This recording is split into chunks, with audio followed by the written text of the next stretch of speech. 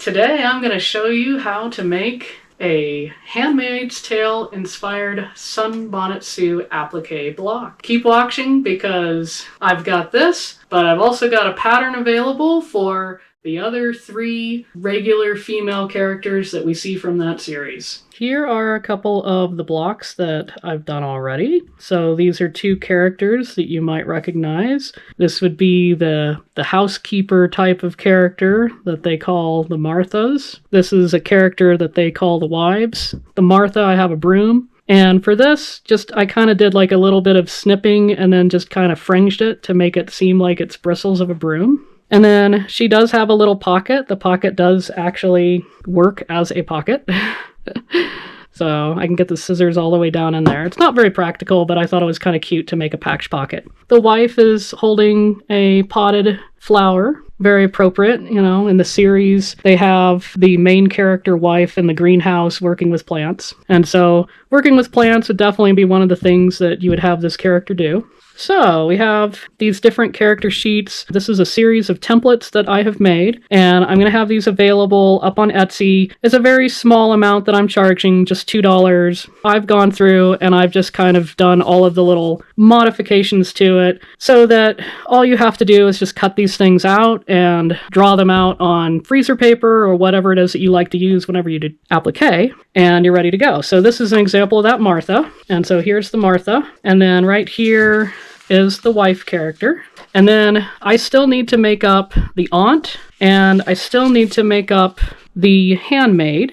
Let's see, this one is the template for the Martha. So here's the template for the aunt. And so the aunt has a lot of these different sorts of things. She's actually very complicated like the Martha is.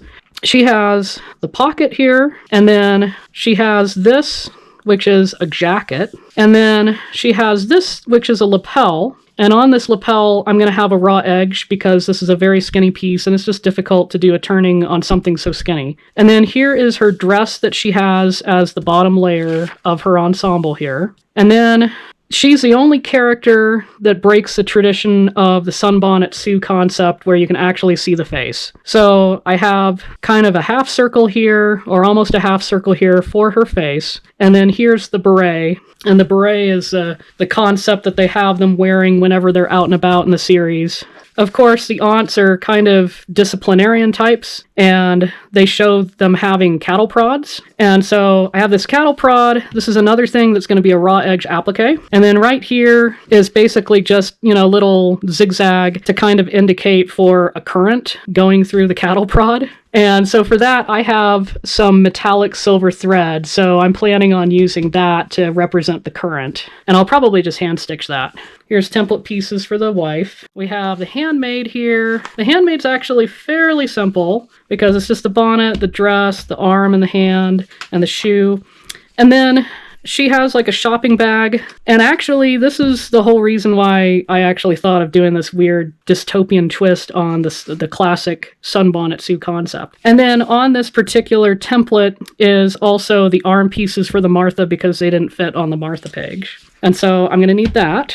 And then another thing that I need is these fit onto 9 inches by 9 inches. You could go bigger. You could do like 9.5 by 9.5 or even 10 by 10, and that would work as well, but I just happen to go with 9 by 9. And so for that, I have unbleached muslin, and unbleached muslin is one of those kind of traditional quilting, you know, old-timey quilting sorts of things that you might use as the backing for an applique like that. And so my thinking on this is, you know, creating a concept that perhaps in this twisted reality, one of these wives might be making something like that to be a sampler to put up in their kids' room, or just a general sampler, like if she has kind of like a sitting room area where she does needle crafting, something like that. So I have those set. And so for this concept, I want to start on the handmaid first. And so as I was creating these templates, I had to cut a bunch of this stuff out. So I actually have the bonnet and I have the bag. And then I have the arm. And so you could totally have the arm like this if you wanted, but I happen to have it that way. I have the shoe. Let's see. Yeah, there's the bag. And then here is the dress. Okay. And so I am going to trace all of these onto freezer paper. And absolutely with freezer paper, I could go through and I could actually trace it this way because I've made this dark enough with black marker that with a brightly lit workspace, I can totally see this. So I could do that, but I do actually have this, so I'll just see which I prefer doing for right now.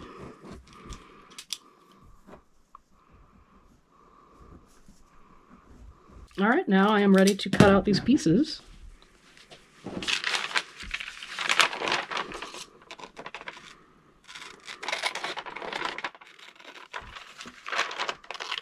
So I want to take a little bit of time to just kind of explain where I'm coming from. Now, when it comes to the Sunbonnet Sue, no offense, but it's just really not my thing. I tend to be more of a modern aesthetic type of quilter. And the Sunbonnet Sue has always just seemed like it's just a little too cutesy for my taste.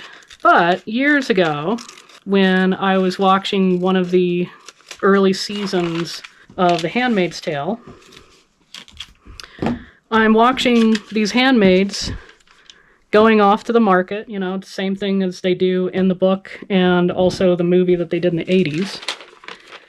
And it just kind of struck me, looking at them, that they looked like the quilt applique Sunbonnet Sue. And so, of course, being the way I am and having a twisted sense of humor, I absolutely thought that that would be such a fun idea to come up with this twisted version of the Sunbonnet Sue. And so this has been an idea that's been kind of percolating in my head for years. I have just kind of gradually sort of chipped away at the concept. And at one point in time, I had like the whole series of female characters. I had a Jezebel, and I had an unwoman, I had a little girl, and and I had an Econo wife. So, you know, and eventually I just, as I got closer and closer to deciding to follow through on this, I realized, you know what, I just, you know, the amount of interest that people are really going to have in these other side characters, I think is so minimal that I just decided I was going to focus on the 4 main characters that everybody thinks of when they think of this series. And so that being, of course, the title character of the series, which is the Handmaid. And then, of course, the aunt and the wife and the Martha. Because all 4 of these personas, these people that have a particular societal place, they appear again and again all throughout the book and all throughout the series.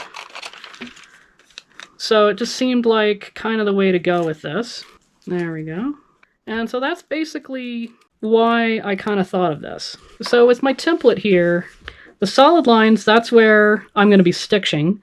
Solid lines can also act as cut lines if you're going to do it as a felt instead.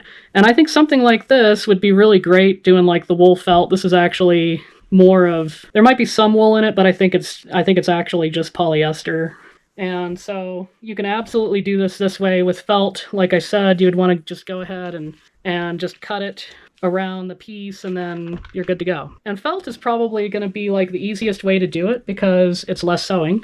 Although it kind of depends, because a lot of times if you do felt, then you might be doing some hand sewing and you might be doing some blanket stitches, something like that. So it kind of depends on what you're doing with your applique. These dashed lines, that is basically the seam allowance. I didn't take any pains to try to measure this exactly 1/4 of an inch. I just kind of eyeballed it. Some places it's obviously kind of under, like there. And so that's what that means. My dots, that's basically where it's going to end up patching underneath something else. So like in this case, the bonnet is going to be sitting over the top of the dress. And with that, because it's white and it's going to be over red, I have to do kind of something special to bulk up that white so that I don't have this red ghosting through. I might still end up with it ghosting through, so we'll have to see. And then in another example, like I have the pocket here, and this I have like a dash, dot, dash, dot, dash. That actually is a fold line. And so whenever I do that, it's going to be a fold line. And pretty much I think that's about all the explanation I need to do on this, I hope. So now that I have that, let me get my pieces of fabric. So I have white for the bonnet right here. And what I'm going to do for this is I'm going to double up on that bonnet, just to double up the white, and then I'll have an extra amount of white that is beyond that. So call it doubling up or tripling up, it doesn't really matter. And then for the red dress, I think that this red polka dot would actually work pretty well. And so I'll be able to put the red polka dot on there pretty nicely, I think. And so that will work for that. And then for that. And then also this is the upper sleeve, and so we'll have the upper sleeve also in that red polka dot. Let's see, so we have that. Okay, so I'm gonna put that over there, try not to disturb my pieces. Okay, and then for the skin tone, I have kind of this very, very pastel sort of peach color. I have like a pink, a really, really faint pink as well. So that's also an option for skin tone. But I'm going to go with this. And so I can do the hand for that. That's the only piece of skin tone that way. And then for the shoe or the boot, however you want to think of that.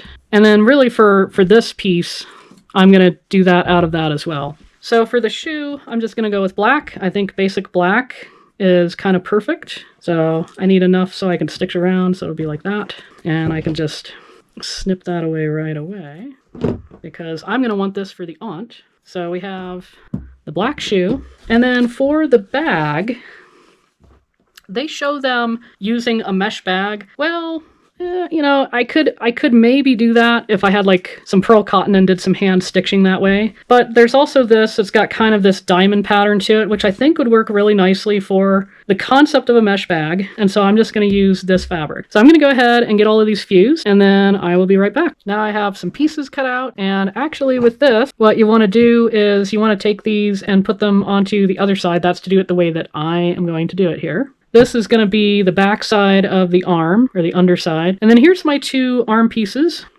or it's the arm and the hand, I should say. And so what I'm going to do here is I'm just going to stitch these together, and I think that'll work nice. And it'll be easier than if I had this underneath and then just tried to kind of fold it under. It means it is a straight line whenever you do that, but that is okay. So I will be stitching that.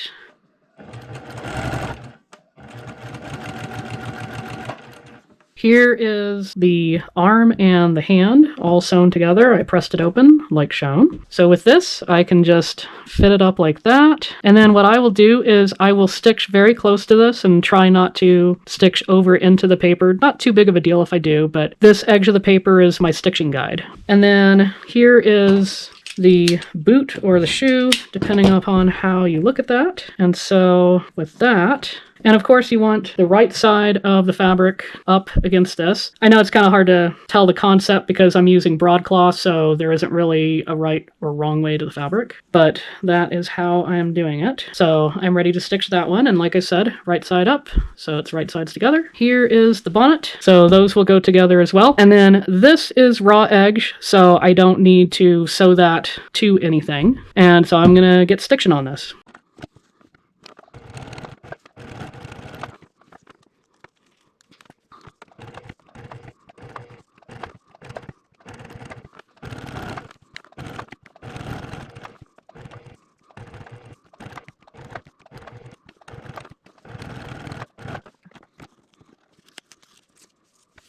Okay, and then this one, we leave that one actually open at the edge there.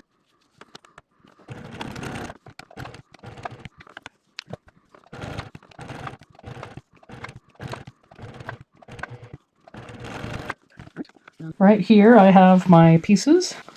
This is pretty simple, I just peel it right off. And good thing I'm not planning on making more of these handmaids because that's kind of a toasted template there. So that's one of them. And I am going to go ahead and just trim that out. So remember, if you want a video on how to do Aunt Lydia,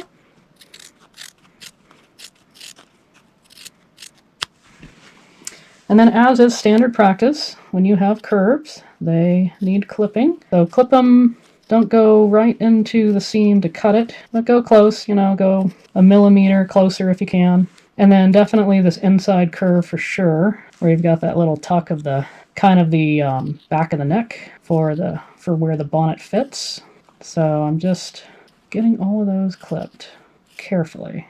And then that's pretty straight. I don't really need to do a lot there. And then I could just do that and do that just to lessen some of that bulk. I didn't do a huge amount. There's still a pretty good amount of space. And then what I want to do is I want to just pick up, just barely pick up. It's a little tricky, but I want to just barely pick up the muslin layer of this. And then I can just do that. And then I can snip a little bit to open that up right there. And then I'm going to go ahead, touch this with the iron just to relax those threads for the seam. And this should be enough there that it stays put, so. Because I didn't back tack it, but I had a few stitches. Okay, so here we go. And we just poke it all the way through. Like that. Okay.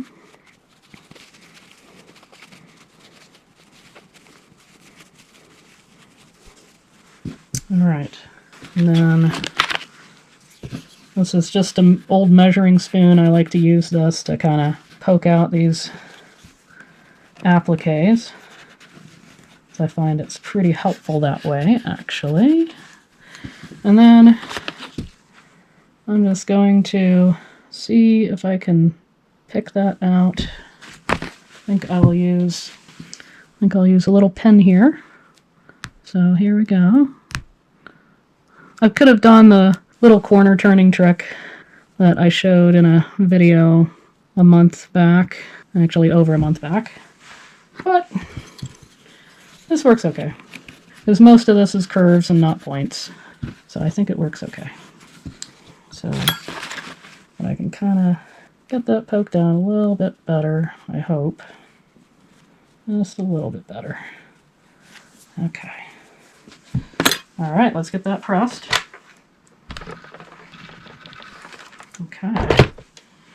That is looking pretty good. Here is the Handmaid of Sam, or of Samuel. Ha ha ha. See if you get that reference. Anyway, so these are her little pieces, and then in my template, I have a fish head there, and I have a loaf of bread there. So I happen to have a fabric that has the little fish on there.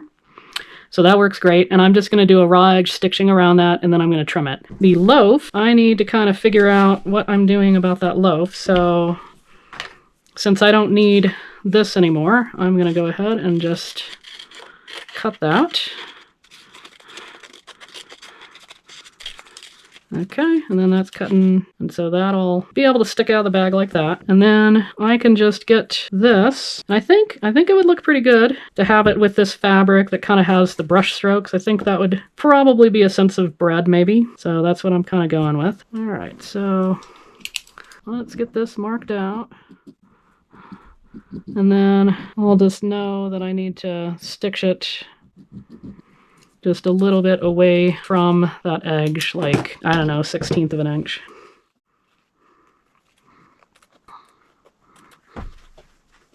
As you can see, this is a lovely project to play with your scraps. And that is exactly what I've been doing. This was a scrap, this was a scrap, this was a scrap. This I actually cut off the yardage that I had because I had never cut into that yardage. But this, like you saw, was definitely a scrap. I've got her arm right there. I think that's a good spot for her shoulder. So I'm going to kind of mark. We'll just go ahead and mark that. And then basically up around there. Okay. And then basically down around there. Okay. So that right there. And then basically the bag is going to be there. But before I can fuse that down, because I'm going to do a little touch of fuse to it before I stitch it. So before I can fuse that down, I have to get these two into place. And so we have one loaf of bread sticking out. And we have the fish, which I'm going to stitch, I think, that way. And then I'm going to put this right in this area. So maybe I can kind of do that because it'll iron off. So, but this one I gotta be a little bit more careful with, I think. So I think right in here, like that little dot there, polka dot, kind of where the edge of the mouth is. And then I think like down here, because that's covered up by the bag, so that's fine. Okay, So I am going to go ahead and stitch these both.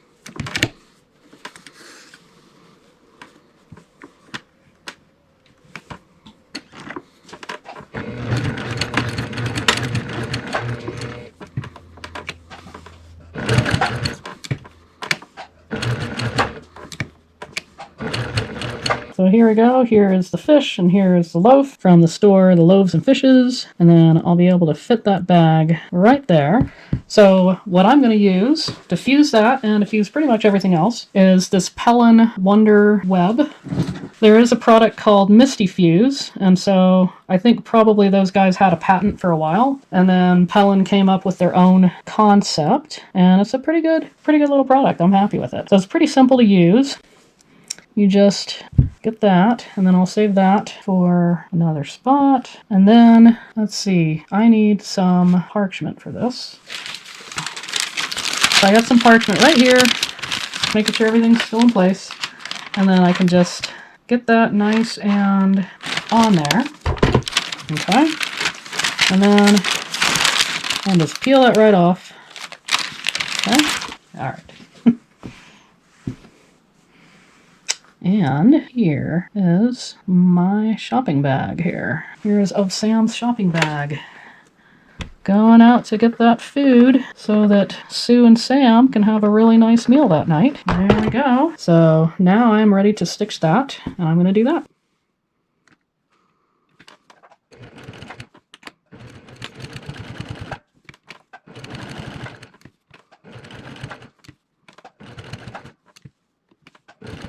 Now I am ready to put this together. So I have this. I did a little bit of a pressing there. It's not super necessary, but I just kind of have it that way. And then I can just place the template underneath. The boot is the bottommost layer, so we'll put that there. The dress goes right over the top.